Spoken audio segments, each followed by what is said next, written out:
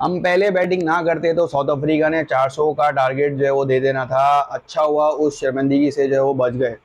मगर सिर्फ पाकिस्तान की टीम है जो आपको ऐसे थ्रिलर दे सकती है, वरना वर्ल्ड कप का आप कोई सा भी मैच उठा के देख लें, वन साइडेड ही रहा है।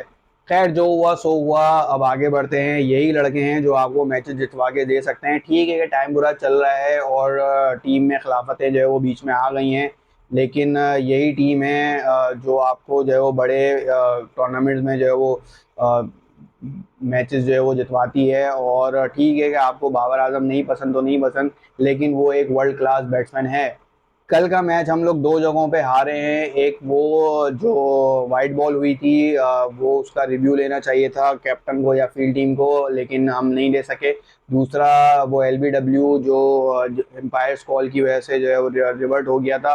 बहुत सारे सीनियर प्लेयर्स जो है वो इस बात को हाईलाइट कर रहे हैं कि एम्पायर्स कॉल के रूल को जो है वो चेंज होना चाहिए। और अ, मेरा मानना ये है कि अगर आप बैट्समैन हो और एज अ बैट्समैन अगर इस चीज़ को देखें तो, और इस तरह का रिव्यू आपके सपोर्ट में आ जाए, तो फिर आप लोग की क्या राय है, मुझे कमेंट सेक्शन में लाजमी बताइएगा।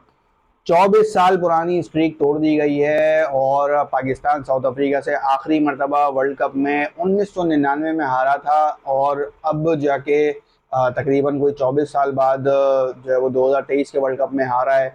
तो मुझे लग रहा है कि एक ना एक दिन हम लोग इंडिया को भी ज़रूर हराएंगे, इंशाल्लाह। तो बात करते हैं पाकिस्तान और साउथ अफ्रीका के मैच की। तो जिस टीम एफर्ट के साथ ये लोग कल का मैच खेले हैं, अगर यही टीम एफर्ट के साथ पूरा वर्ल्ड कप खेले तो क्या ही बात थी। स्कोर खैर हमेशा की तरह डिसअपॉइंटिंग था, क्योंकि इन लोगों को पार्टनरशिप बिल्ड करना आता नहीं है।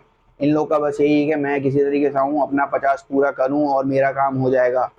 इतने लो स्कोरिंग मैच में भी सिर्फ पाकिस्तान का ही पेस अटैक है जो इतने क्रूशल मूवमेंट पे आके जो है वो मैच फंसा सकता है। लेकिन कभी कभार होता है कि आपके जो है वो लक जो है वो आपका साथ नहीं देती है। और आखिरी मूवमेंट में यही हुआ था कि जिस तरीके से पाकिस्तानी बॉलर्स ने कमबैक किया है, तो वो एक अलग अलग ही लेवल की जो है वो टीम नज़र आ रही थी।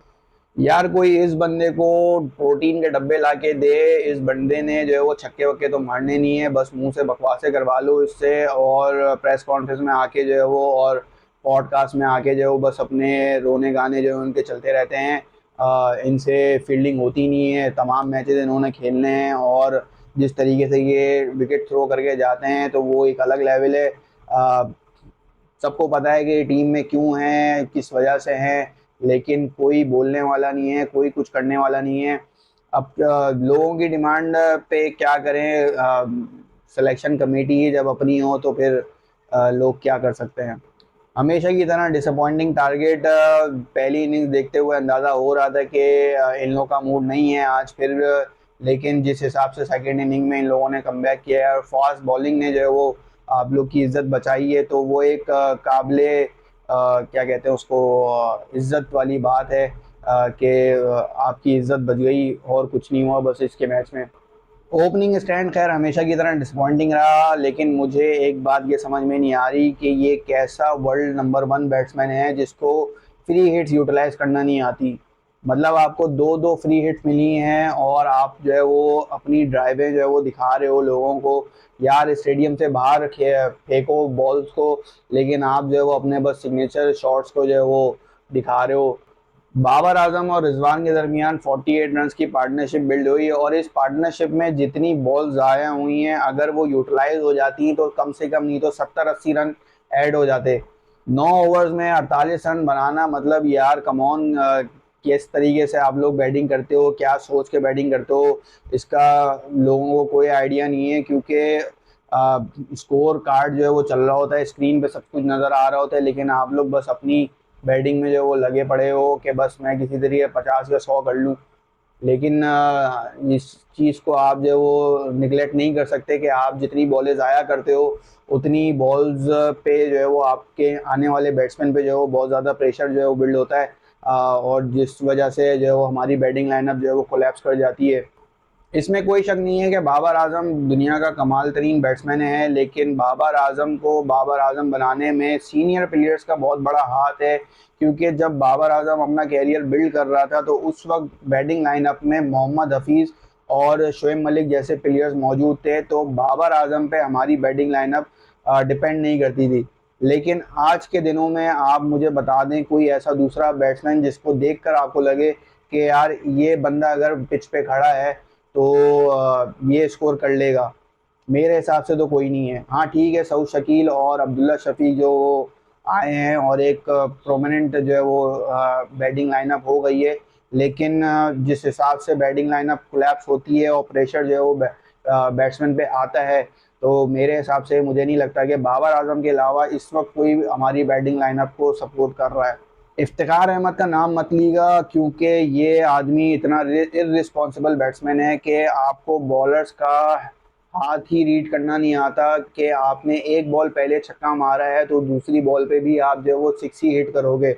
यार थोड़ा सा बॉलर को देख लो। बॉलर आपका चेंज हुआ है लेकिन आप फिर वही अपने बस आंखें बंद की और जो है वो लप्पा लगा दिया। थोड़ा सा बॉलर को रीड करना आना चाहिए, थोड़ा सा जो है वो स्ट्रेटेजिकल जो है वो खेलना चाहिए। लेकिन नहीं, आप जो है वो बस चले तो शाम तक, नहीं तो चांद तक। दूसरी टीम के मिडल ऑर्डर्स को देखें तो वो किस इंटेंट के साथ खेलते हैं और इनिंग्स को बिल्ड करते हुए चलते हैं, लेकिन हमारे बैट्समैनों में वो इंटेंट नज़र नहीं आता, जिसकी वजह से हमारी बैटिंग लाइनअप कोलैप्स कर जाती है। हमारे बैट्समैनों का यही है कि बस किसी तरीके से आएँ और अपना 50 कर लें बस, और उसके बाद जो है वो आउट हो जाते हैं। इनिंग्स बिल्ड करना आती नहीं है इन लोग को, पार्टनरशिप बिल्ड करना आती नहीं है। स्पिन बॉलिंग के अगेंस्ट आप काफ़ी अरसे से स्ट्रगल कर रहे हैं और ये सिर्फ पूरी दुनिया ही जो है वो आपको कह रही है, लेकिन फिर भी आप अपनी वीकनेसेस पे जो है वो काम नहीं कर रहे हो, तो फिर इस तरह के ज़िल्लत के पकौड़े तो आप लोग को मिलेंगे ना। वो टीम जो हर मैच में 300 या उससे ज़्यादा का रन जो है वो कर रही है, उसके अगेंस्ट आप 271 रन का टारगेट सेट करके दे रहे हो, वो भी उस बॉलिंग लाइनअप के साथ जो टारगेट को डिफेंड करने में स्ट्रगल कर रही है।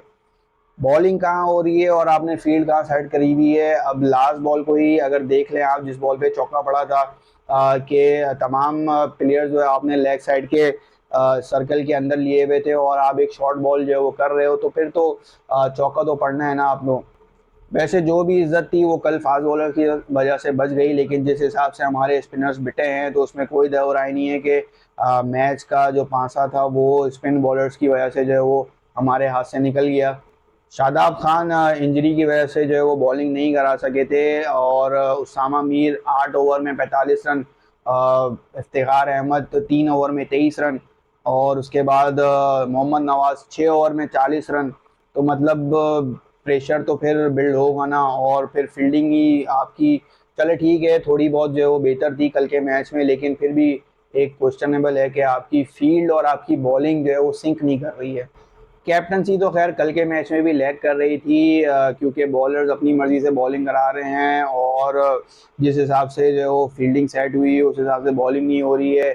जो भी फाइट हुई वो फास्ट बॉलर की वजह से हुई, वरना जिस हिसाब से स्पिनर्स जो है वो पिट रहे थे तो उन्होंने तो साउथ अफ्रीकन ने 206 रन जो है वो 33 ओवर में ही कर दिए थे। उसके बाद फिर जो है वो पाकिस्तानी फास्ट बॉलर ने जो है वो फाइट बैक करना शुरू की और मैच को यहाँ तक लेकर आए। जब आपके प्लेयर्स ही आपका साथ ना दे रहे हों तो आप चाहे किंग हो या कप्तान, आप कुछ नहीं कर सकते।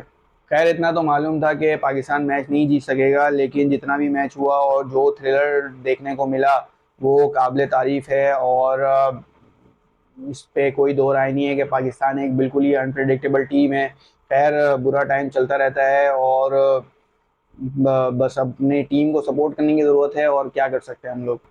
खैर बात करते हैं पीसीबी की, तो फिर जब आपके सिस्टम में ही सियासत जो है वो इन्वॉल्व हो जाए तो फिर आप कुछ नहीं कर सकते हैं। वर्ल्ड कप से पहले ही आप इस तरह के रिमार्क्स जो है वो दे रहे हैं कि वर्ल्ड कप के बाद जो है वो हम कैप्टन बदल देंगे, तो फिर टीम का मोराल जो है वो वैसे ही डाउन हो जाता है और फिर आपको इस तरह की परफॉर्मेंस जो है वो देखने को मिलती हैं।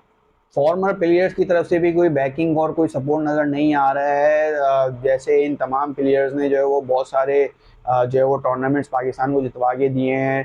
खैर ठीक है, आपने रिकॉर्ड्स बनाए हैं और अब जो है वो लेजेंडरी बैट्समैन हो या प्लेयर हो, तो लेकिन इसमें कोई दो राय नहीं है कि आज की जो करंट टीम है वो हमारी तमाम टीमों से जो है वो बेहतर है। हमारे लोग सिर्फ लोग दूसरों पे तनकीद करना जानते हैं और हौसला देना नहीं जानते हैं, क्योंकि हमारी कौम ने ऐसा कुछ सीखा ही नहीं है कि दूसरों को जो है वो हौसला दिया जाए, दूसरों को जो है वो सपोर्ट किया जाए।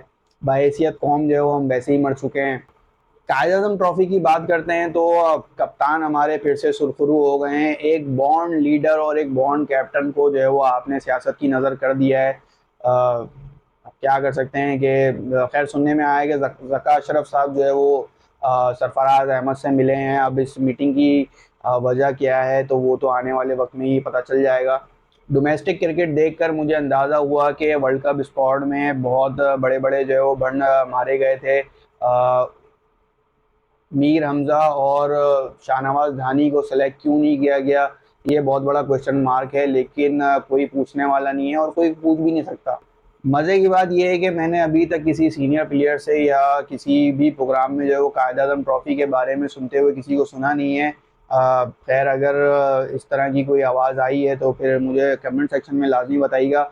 सिर्फ़ मैंने शोएब मलिक को जो है वो सैम अय्यूब को सपोर्ट करते हुए जो है वो देखा था कि वो पीसीबी को ये गाइड कर रहे थे कि इस लड़के के ऊपर जो है वो इन्वेस्ट किया जाए और ज़रूर करना चाहिए। बहुत ही रेयर टैलेंट है वो, उसको देखते हुए जो है मज़ा आता है कि जिस हिसाब से उसकी शॉट सिलेक्शन है और जिस हिसाब से उसकी परफॉर्मेंस रही है अभी रिसेंट लीग के अंदर और रिसेंटली जो है वो कायद-ए-आज़म ट्रॉफ़ी में, तो वो एक बहुत ही ज़बरदस्त प्लेयर जो है वो बन सकता है। लेकिन हमारे ड्रेसिंग रूम का जो वो एक बहुत बड़ा जो है वो अलमिया है कि यहाँ पे टीम ज्वाइन करने के बाद बंदा अपनी जो है वो नेचुरल गेम जो है वो भूल जाता है।